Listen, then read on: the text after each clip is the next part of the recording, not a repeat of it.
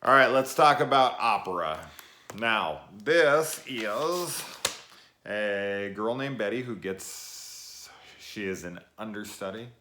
The lead of this Macbeth opera that they're putting on gets hit by a car, so she takes over.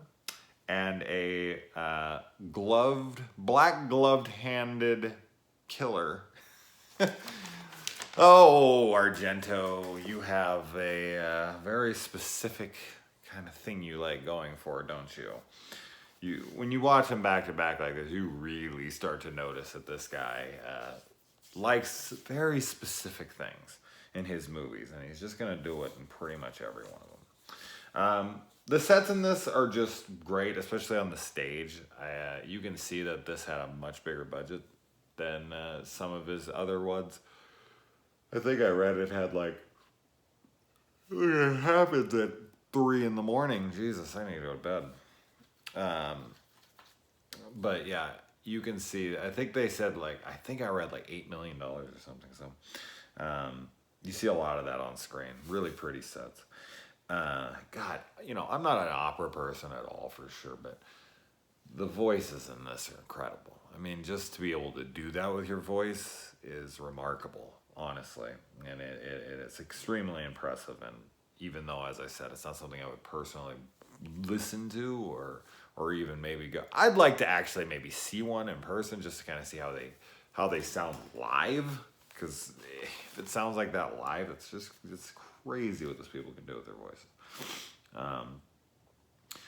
And like most Argento movies, death doesn't really mean anything to anybody. Like, when people die in these movies, people's reactions are usually like, whatever, no big deal. So while she's doing her, her big crescendo or her big, climax of this Macbeth play, she gets all the applause and the raves and whatever. She comes back to her dressing room, and her semi slash boyfriend, whatever the hell he's supposed to be, tells her like, "Oh yeah, like one of the stagehand died," and she's like, "What?" And he's like, "Yeah, well, whatever." Anyway, and they just like move on. Really? Someone just died in the building, and you probably know them. If they're a stagehand and you've been working on this for a while, I'm pretty sure you're going to be close to this person or at least know them. And you didn't ask who it was? That was it? Like, what? Oh, anyway, okay. How did I do? Really? Life in this film means nothing, and all Argento movies. There's a few other ones I'll mention here as well. And what's up with the boob tease in this, man? This girl's running around in a white shirt and her no bra and everything, and then we get the chance to see her boobs, and the guy's arm is so like conveniently placed right in front of him. I call bullshit, Argento. You always put the nudity in your film. Where the hell is it here? One of the iconic shots, I mean, it's on here, is the needles over the eyes. Obviously, I think it would remind a lot of people of something like Clockwork Orange, except for his eyes have been pried open, but yawning again. Jesus, is it contagious? Are you guys yawning too? Jesus, man, I'm out of it. I'd edit this, but I'm a lazy son of a bitch. And I like things to just be one take. Because I'm lazy. But anyway, yeah, so this killer likes to make her watch. As I was saying about Clockwork Orange, even though it's a different kind of little apparatus there, it has the same desired effect for the person to keep their eyes open and be forced to watch something that they would close their eyes through otherwise. So her boyfriend, who she can't seem to have sex with because she has sex issues for some reason, he gets stabbed up through the mouth, and we see like the blade come up right under his tongue. It's such a cool shot. I love that kill here. To be honest, and maybe why I'm yawning a little bit is outside of some good kills and some really good intense scenes when the killer is present, The rest of this movie was pretty boring to me, honestly. I was sitting there just kind of like, all right, moving on, moving on. There's a lot of Argento style here for sure. And one thing I was noticing in this one, and I noticed it in the other ones, but enough to mention it here because I just seen it enough now, is that I love Argento's use of POV camera work.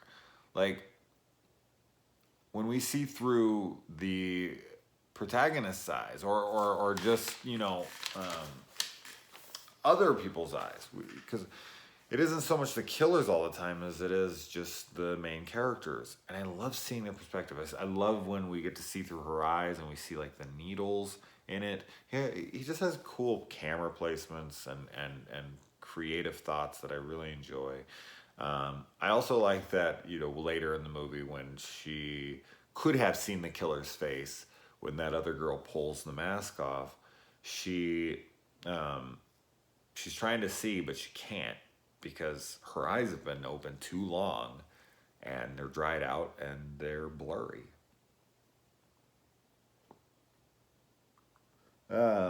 And the director of this play, when he picks her up in the rain, after he's killed, I wanted to say that the director looks like Rutger Hauer in Blade Runner in that scene. I just couldn't help but keep noticing it. But she gets picked up by the director, and they're just driving around and in the rain, and he's like, what's going on? She's just like, I can't tell you. I just can't tell you. And she doesn't even bother telling him what just happened until they get back to his house. And she's not like so in hysterics that she can't speak or move or anything. She's like casually talking to him pretty much. And then when she tries to get into what she wants to say to him about that stuff, she's kind of like, I can't say. It's so whatever. That's what I'm saying. The stagehand, this guy, later with her boyfriend, like the film guy that she gets together with at the end, when he goes, nobody gives a shit about anybody here. Basically the same thing with the girl that gets killed here as well. She goes over to the director's house and we see a Silkwood VHS tape. Silkwood with Meryl Streep and Kurt Russell. Good movie, man. Really cool thriller. Cool to see that movie. I haven't seen that movie in many, many years, and it just reminded me of when I saw it in this movie. And so the girl who's taking apart the costume, she finds a little necklace, and there's an engraving on it, so she goes back. The killer's coming for it. She's running out of there. She sees that the girl has been tied up. Needles have been put under her eye. There's already been one person murdered in the exact same fashion. And she runs out there to find the necklace. And when she grabs it, she turns around and laughs that she's like, I got it first. Really? When there's a killer chasing you, you think this is a time to stop and laugh and have a good time? That was such a weird moment. I was like, oh, okay, I suppose that, yeah, all right. Later in the movie, oh man, one of the coolest kills in this movie, if the coolest kill in this movie, in my opinion, is when the chick is looking through the peephole, and we see the gun and the bullets going through the barrel. We get to see inside the barrel and the bullet projecting out of it, and then we see from the side shot, it goes through her eyeball and out the back of her head. Unbelievable effect for the time. That was just incredible. Seriously, I thought it was fantastic. Another really cool use of the camera here is there's moments where Betty, the main girl here, is really scared, obviously, and nervous, and she's being chased. And so in her moments where she's just kind of silently walking through the house, all you can hear is a heartbeat, and the camera is like using a focus in and out to go with the heartbeat. Great effect. I really enjoyed that a lot. And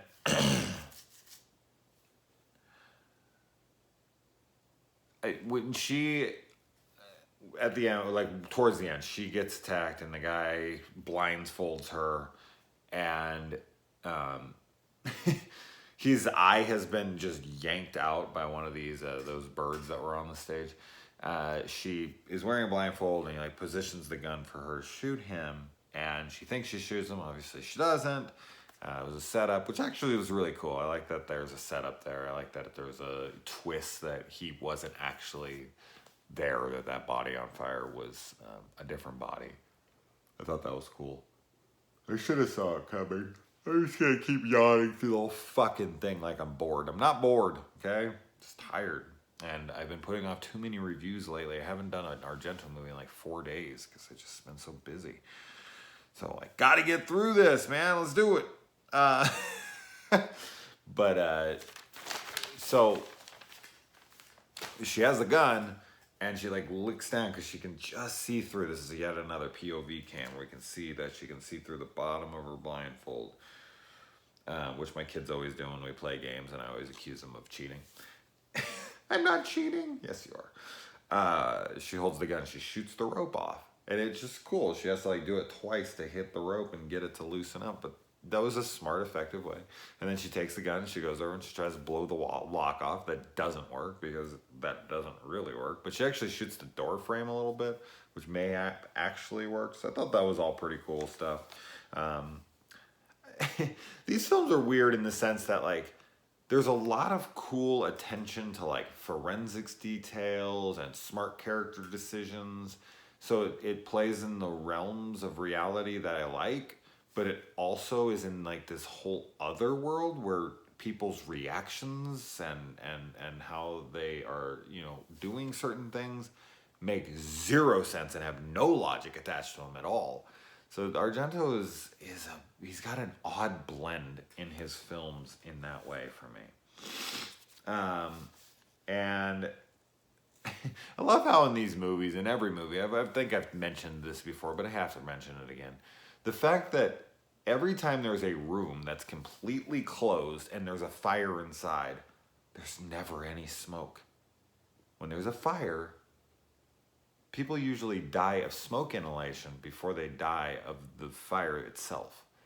So there's so much smoke in a room when it's on fire, you can't even see. I get it, you're not able to show it because the camera wouldn't be able to see through it, but a little smoke at least. Have her cough once or twice. Jesus, yeah, it's ridiculous.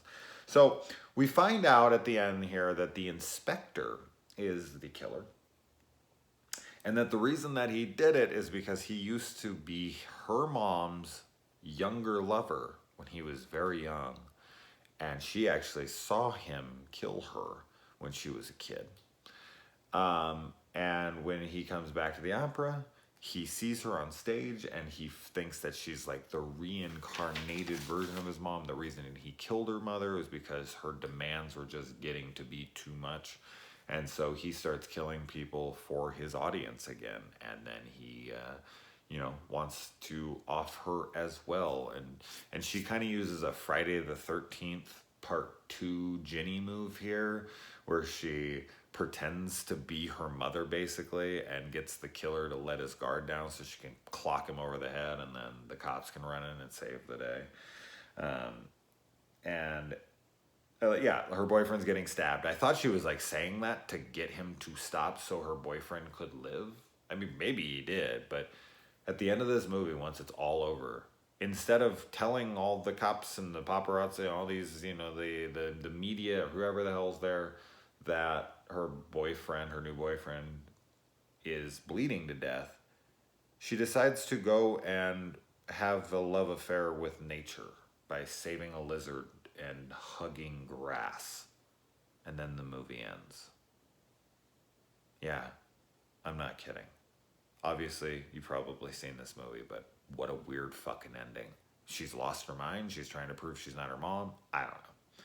So, as I said, all in all, I thought it was cool because of certain scenes here and there. There was a lot of great style, but there was a lot of lag as well. So, let's move on.